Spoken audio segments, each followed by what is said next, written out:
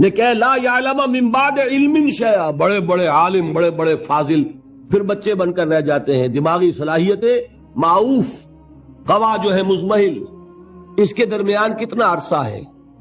Maximum وقت جو ملتا ہے انسان کو کام کا، ایکسیپشنل ہے لوگ، لیکن ایوریج جو ہے 30 ایئرز سے زیادہ آپ کا زندگی کا جو ہے در حقیقت، جس میں آپ اپنے کسی ارادے سے، اپنے کسی پلاننگ کے تحت، اپنے خود پیش کسی نقشہ کار کے طریقے سے کوئی کام کریں. تو کیا زندگی بس یہی ہے؟ کیا کریشن کا کلائمیکس جو ہے ذہن مانتا ہے کہ یہ پوری کائنات اس کی وسعت کا اندازہ کریں اور اس کا کلائمیکس انسان اور اس کی حقیقت یہ؟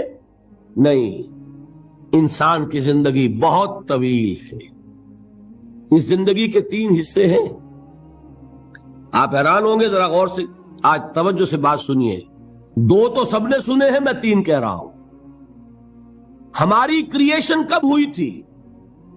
ازل میں، جب روحوں کی شکل میں ہمیں پیدا کر دیا گیا تھا، جن سے اللہ تعالیٰ کا وہ مکالمہ ہوا تھا، الستو بربکم قالوا بلا. میں بھی تھا، آپ بھی تھے. ہر شخص نے اللہ سے معاہدہ کیا تھا، الستو بربکم قالوا بلا، کیوں نہیں، شہیدنا، ہم گواہ ہیں، اے اللہ تو ہی ہمارا رب ہے، ہمارا مالک ہے. یہ معاہدہ کیا تھا کہ نہیں؟ ہم سب تھے. فرق کیا ہے؟ صرف ہماری ارواح تھیں، یہ اجساد نہیں تھے، جسم نہیں تھے، ارواح تھی. تو کریشن تو اس وقت سے ہے. ایک زندگی ہماری وہ ہے جو ہم بتا آئے، ایک زندگی یہ ہے کہ ایک جسم کے ساتھ، وہ جسم جو زمین سے بن رہا ہے، پیدا ہو رہا ہے، زمین کی غذا سے پل رہا ہے، اس کے ساتھ اس روح کو شامل کر دیا گیا. یہ ہماری حیات دنیاوی ہے. اس کے بعد وقت آئے گا، جسم واپس چلا جائے گا جہاں سے آیا تھا. منہا خلقناکم وفیہا نعیدکم ومنہا نخرجکم تارۃ اخری.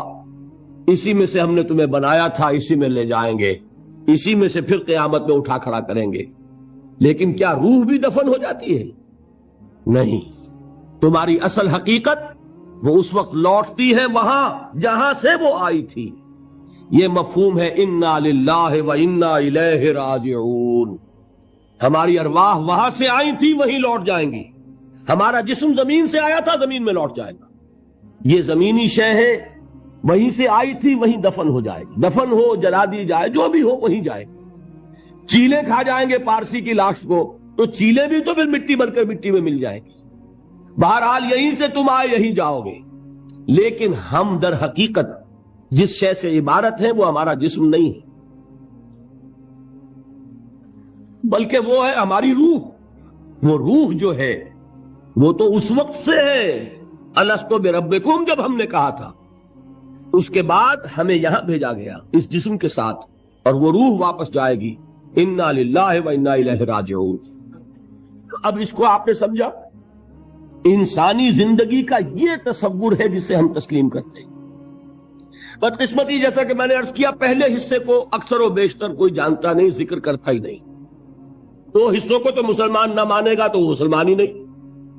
حیات دنیاوی، حیات اخروی، یہ 2 تو ماننے پڑیں گے نا، ورنہ تو مسلمان ہی نہیں بنتا. بہرحال اگر یہ زندگی اتنی طویل ہے تو یہ درمیان میں جو موت کا وقفہ ڈالا، کیوں ڈالا؟ موت ایک زندگی کا وقفہ ہے، یعنی آگے بڑھیں گے دم لے کر. کیوں ڈالا؟ اس لیے کہ ایک حصہ تمہاری زندگی کا ایک امتحانی وقفہ بنا دیا جائے. خلق الموت والحیات لیبلوکم ایکم احسن عملا. موت اور زندگی کا یہ معاملہ اس لیے پیدا کیا تاکہ تمہیں جانچے، پرکھے، آزمائے کہ کون ہے تم میں سے اچھے عمل کرنے والے. یہ ایک امتحانی وقفہ ہے. میں نے 30 برس کہے تھے نا. آپ ایک امتحان سے واقف ہیں جو 3 گھنٹے کا ہوتا ہے. 3 گھنٹے کا پرچہ ہے. وہ صرف فرق کیا ہے؟ وہ کوانٹیٹیو ڈیفرنس ہے، کوالیٹیٹیو ڈیفرنس نہیں ہے.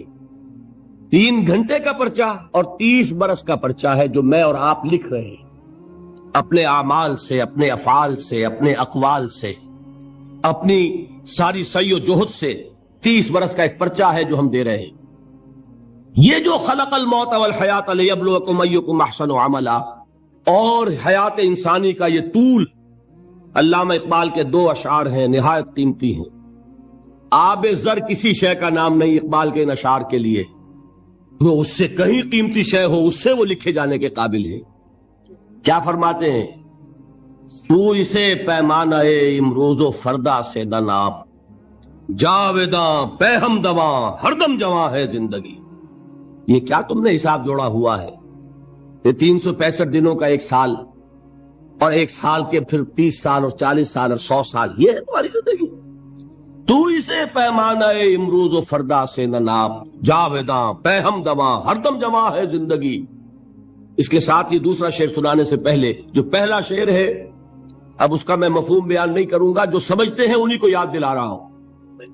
برتر از اندیشہ سود و زیاں ہے زندگی، ہے کبھی جاں اور کبھی تسلیم جاں ہے زندگی. تو اسے پیمانہ امروز و فردا سے نہ ناپ، جاویداں پہ ہم دواں ہر دم جواں ہے زندگی. آخری شعر سنیے. الزم ہستی سے تو ابھرا ہے مانند حباب، اس زیاں خانے میں تیرا امتحان ہے زندگی. خلق الموت والحیات لیبلوکم ایکم احسن عملا. امتحان کا ایک نتیجہ نکلا کرتا ہے نا.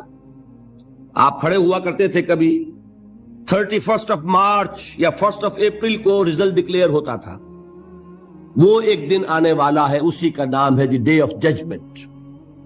وہ ہے یوم القیامہ. ڈکلیئر کیا جائے گا کون فیل ہوا کون کامیاب. ذالک یوم التغابن، وہ ہے ہار اور جیت کے فیصلے کا دن. اس روز معلوم ہوگا کون اس امتحان زندگی میں کامیاب ہوا کون ناکام ہوا. کامیابی کیا ہے؟ وَإِنَّهَا لَجَنَّةٌ أَبَدًا، ہمیشہ ہمیش کے لیے جنت. اور ناکامی کیا ہے؟ أَوْ لَنَارٌ أَبَدًا، یا جہنم ہے ہمیشہ ہمیش کے لیے. ان تمام چیزوں کو جمع کیجئے. یہ کیا ہے؟ ایمان بالآخرہ، ایمان بالمعاد.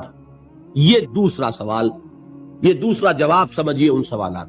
تیسرا اور آخری، علم کیا ہے؟ یقیناً حواس سے جو معلومات حاصل ہوتی ہیں وہ بھی درست ہیں. یقیناً عقل کی ایک فیکلٹی بھی اللہ نے دی ہے. انسان اپنے اس ذرائع علم سے حقیقت کے قریب پہنچ جاتا ہے، لیکن یقین کی دولت محض اس عقل کے ذریعے حاصل نہیں ہوتی. اور اس عقل میں یہ صلاحیت تو ہے کہ خدا کو پہچان لے، یہ صلاحیت ہے کہ جان لے کہ کوئی ایک ہے جو اس کا کریٹر ہے کائنات کا. یہ صلاحیت بھی ہے کہ جان لے کہ زندگی ختم نہیں ہوگی یوں ہی، حساب کتاب ہونا چاہیے، جزا سزا ملنی چاہیے، ورنہ خیر اور شر کا تصور غلط ہو جائے گا. کہ تقدیر کے جو عام عقیدے میں ہم تقدیر کہتے ہیں اس کے 2 پہلو ہیں. ایک پہلو ہے ما اصاب علی الانسان، جو کچھ انسان پر آتا ہے مصیبت، جیسے ابھی آیت میں نے پڑھی ما اصاب من مصیبت فی الارض ولا فی انفسکم. ہم ہر وقت زد میں ہیں، کوئی تکلیف آ گئی، کوئی مصیبت آ گئی، کوئی بیماری آ گئی، کوئی حادثہ ہو گیا، کوئی بچہ فوت ہو گیا، کوئی عزیز جو ہے وہ فوت ہو گیا. یہ ہر وقت حوادث ہے. تو جو بھی کچھ پیش آتا ہے وہ علم خداوندی میں ہمیشہ سے تھا. یہی وجہ ہے کہ ایک اور حدیث ہے ابن الدیلمی سے، لمبی حدیث ہے وہ، لیکن اس کے اندر جو آخری ٹکڑا ہے وَتَعْلَمَ، یعنی انسان کے نجات کے لیے لازم ہے کہ یہ بات بھی تم جان لو انما اصابک لم یکن لیخطئک وانما اخطأک لم یکن لیصیبک ولو مت علی غیر ھذا. اگر تم اس کے سوا کسی صورت پر ہوگے تو جہنم میں داخل ہو جاؤ گے، لدخلت النار. یہ جان لو کہ جو چیز تم پر آئی وہ آنی ہی آنی تھی. دیکھیے ہوتا کیا ہے، کاش کہ میں اگر یوں کر لیتا تو یہ نہ ہوتا. بس یہی ایمان بالقدر کے منافی ہے. جو ہوا ہے وہ اللہ تعالیٰ کے ہاں تو پہلے سے طے تھا، ہونا ہی تھا.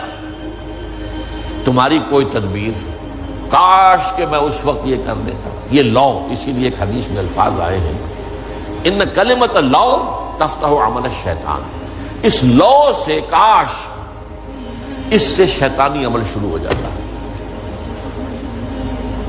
کاش کہ یہ ہو جاتا، کاش میں یہ نہ کرتا، کاش کہ ہو جاتا. تو یہ نہیں. تعلم انما اصابک لم یکن لیخطئک، تو جان لے اس بات کو کہ جو چیز تم پر آئی ہے وہ ہرگز ٹلنے والی نہیں تھی. کوئی تدبیر تم کر لیتے، کوئی کسی وقت کوئی ہیلا کر لیتے، کوئی تم قدم اٹھا لیتے، کچھ بھی کر لیتے، وہ تو آنی ہی آنی تھی. وما انما اخطاک، جو چیز تم سے چھوٹ گئی، رہ گئی، نہیں ملی. ایک ویکینسی ایڈورٹائز ہوئی تھی، آپ نے بھی درخواست دی تھی، آپ کو نہیں ملی. اب آپ ہو کاش کہ میں نے فلاں سے سفارش کرا لی ہوتی، بس گئے. تو جو چیز چھوٹ گئی وہ چھوٹ جانی ہی تھی. اس میں قطعاً جو ہے کوئی شکل، کوئی تدبیر، کوئی سفارش، کسی طرح کا کوئی بھی ہیلا، کوئی جو ہے اس میں کارگر نہیں ہو سکتا تھا. لم یکن لیصیبک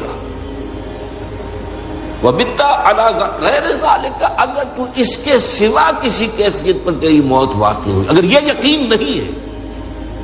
یہ ہے تقدیر کا وہ مفہوم کہ جس کا تعلق ہے علامہ اصاب الانسان، جو انسان کے اوپر وارد ہو رہا ہے. اس کے ضمن میں تقدیر کا مفہوم کیا ہے کہ جو ہوا ہے وہ تو ہونا ہی تھا. اس میں تو کسی شک و شبے کی گنجائش نہیں، بالکل قطع اللہ تعالی کا فیصلہ ہے. البتہ در حقیقت ایک دوسرا پہلو ہے، ما یفعل الانسان، وہ جو انسان کرتا ہے. یہاں آ کر یہ تقدیر کا مسئلہ بہت ٹیڑھا ہو جاتا ہے. آیا میرے اندر کوئی اختیار بھی ہے کہ نہیں؟ Do I have any free choice? یا ہر شخص پہلے سے طے ہے؟ تقدیر کا ایک عام مفہوم یہ ہے، اور اس مفہوم میں بھی بعض روایات بھی ہیں جو اس کی تائید کرتی ہیں کہ ہر چیز پہلے سے طے ہے، لکھی ہوئی. اور یہ جو حدیث ہم نے ابھی پڑھی ہے یہ گویا کہ اس کی ایک مثال ہے کہ وہ جو لکھ دیا گیا تھا، فرشتے نے لکھ دیا تھا، رحم مادر میں لکھ دیا تھا، شقی او سعید، یہ بدبخت ہے یا سعادت مند ہے. تو ایک شخص پوری عمر نیکی کے کام کرتا رہا، آخری وقت میں آ کر کوئی ایسا حادثہ پیش آ گیا کہ وہ اہل جہنم کے سے کام شروع کر دیا اور جہنمی ہو گیا. یا ایک شخص ساری عمر جو ہے جہنمیوں کے سے کام کرتا ہے، آخری وقت میں آ کر کوئی ایسی توفیق ملی، کچھ ایسا معاملہ ہو گیا، توبہ کر لی اور اس نے جو ہے اہل جنت کے سے اعمال شروع کر دی. تو یہ جو ہے علامہ اصابک کا علیحدہ بات ہے، اور علامہ یفعل الانسان، انسان کیا کرتا ہے، اس میں اس کی قدرت کتنی ہے. اور یہ ہمارے ہاں فلسفے کا بڑا مشکل موضوع ہے، اسی کا نام ہے جبر و قدر. ہمارے اسلاف میں بھی کچھ لوگ ایسے ہیں متکلمین میں سے. دیکھیے ہمارے ہاں ایک وہ لوگ ہیں کہ جو اس پر قناعت کرتے ہیں کہ جو اللہ نے کہہ دیا اور رسول نے کہہ دیا، اس سے آگے ہم مین میخ نہیں نکالیں گے، وہ محفوظ راستے پر ہوگی. لیکن بہرحال انسان کو اللہ نے ایک عقل بھی دی ہے، اور یہ عقل سوالات اٹھاتی ہے. اور جو زیادہ ذہین انسان ہوتے ہیں ان کے اندر ان کی یہ مصیبت زیادہ ہوتی ہے. لہذا وہ تو سوچتے ہیں، کچھ نہ کچھ غور و فکر کرتے ہیں، بات سمجھنے کی کوشش کرتے ہیں. اس میں اب ہمارے ہاں دو طبقے ہو گئے، جبریہ، قدریہ. ایک نقطہ نظر یہ ہے کہ انسان مجبور محض، کوئی اختیار نہیں.